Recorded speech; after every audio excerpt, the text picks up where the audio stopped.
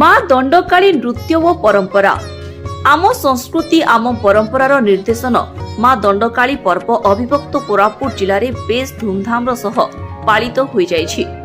କୁହାଯାଏ ଗଞ୍ଜାମ ଜିଲ୍ଲାରୁ ଏହି ଦଣ୍ଡକାଳୀ ନୃତ୍ୟ ପରମ୍ପରାର ଉତ୍ପତ୍ତି ହୋଇଛି। ଏହି ପୂଜାର ସ୍ୱତନ୍ତ୍ରତା ହେଉଛି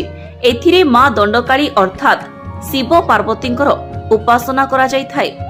ଦଣ୍ଡୁଆ ମାନେ ଉପାସ ରହି ମାନସିକ ରଖି ନିଜର ଦୋଷମୁକ୍ତ ପାଇଁ ନିଜକୁ ଦଣ୍ଡ ଦେଇ ମା ଦଣ୍ଡକାଳୀଙ୍କ ନିକଟରେ ଦଣ୍ଡ ନୃତ୍ୟ ପ୍ରଦର୍ଶନ କରିଥାନ୍ତି। ଗଞ୍ଜାମ ବ୍ୟତୀତ ଏହାର ପ୍ରଚଳନ ଓଡ଼ିଶାର ଦକ୍ଷିଣାତ୍ୟ ଅଞ୍ଚଳରେ ବି ବେଶୀ ଦେଖିବାକୁ ମିଳିଛି। ସେଥିମଧ୍ୟରୁ କୋରାପୁଟ ଜିଲ୍ଲା ହେଉଛି ଅନ୍ୟତମ।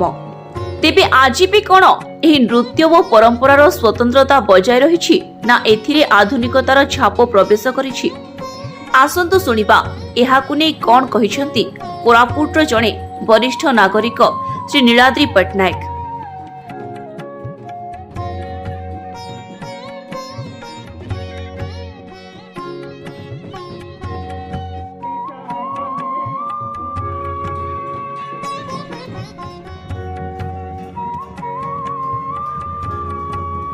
परंपरा हूँ साधारणतः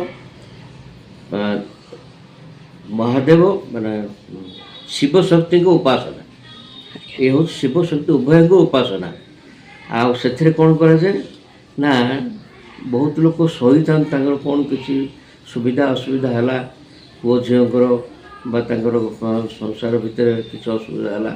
फिर से सहन कर आम दंडनाट वर्ष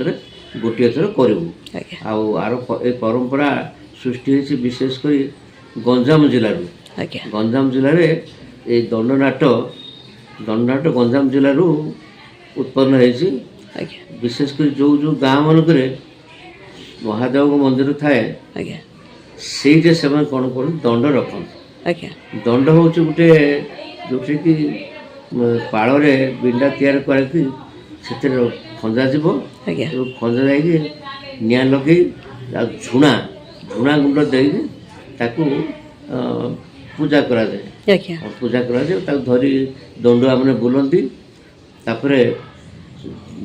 धूली दंड अच्छी पानी दंड अच्छी एवं संध्यार दंड हुए संध्यार ठाकुर आजिकल पूर्व कौन करते ना कालिका महाप्रभु बाहर करते कालिका ठाकुराणी बाहर करते कलसी बाहर करते चढ़िया चढ़ियाणी नाच होता बीणाकार नाच होता शिव पार्वती किसी नृत्य किसी किसी किसी किसी जो चरित्र ताऊपर गीत गाई समस्त नाचुले कि बर्तमान बदली गला बर्तमान आधुनिक जुगरे टीवी सिनेमा सब देखिकी से सब ना खाली विधि चलला हिसाब से किए करना ना से कौन कर थिएटर करमती आमर खरा दिने शीत दिन जमी थिएटर आसे जो डांस भी कर डांस की जोटा को आम कहे भल नुह तो यात्रा पार्टी पर सब करदे एवं से बहुत पैसा नौ आग सेमती किसी नाला आग पूर्व काल पैसा पत्र कत किसी नाला से जहाँ खाଇବା ପିଇବା दिया जाउतिला जो माने नृत्य भी नाटक परिवेशन खाଇବା पिया दिया जाउतिला से खाଇବା पिया भी सेमती किसी नुह मुग डाली अरुआ अन्न दिन थरे खाती सब अरुआ अन्न मुग डाली थरे खाती उपास रही जो धूलीदंड जोटा हुए से कष्टकर ये चैत्र मास खरा चैत्र मास खरार जो से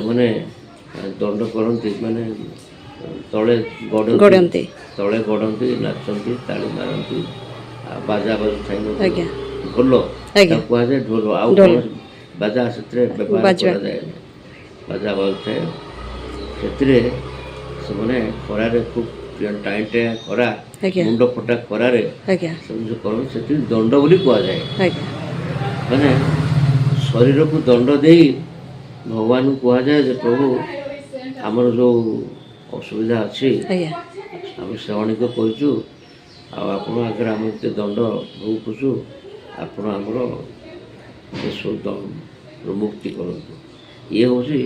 ପରମ୍ପରା, ଆଉ ସେମିତି କିଛି ଥିଲା ଭଳିଆ ମୁଁ ଜାଣିବାରେ ନାହିଁ। ଅବିଭକ୍ତ କୋରାପୁଟ ଜିଲ୍ଲାରୁ ଜସ୍ନା ରାଉଳଙ୍କ ରିପୋର୍ଟ, ଟାଇମ୍ସ ୱାନ୍ ଓଡ଼ିଆ।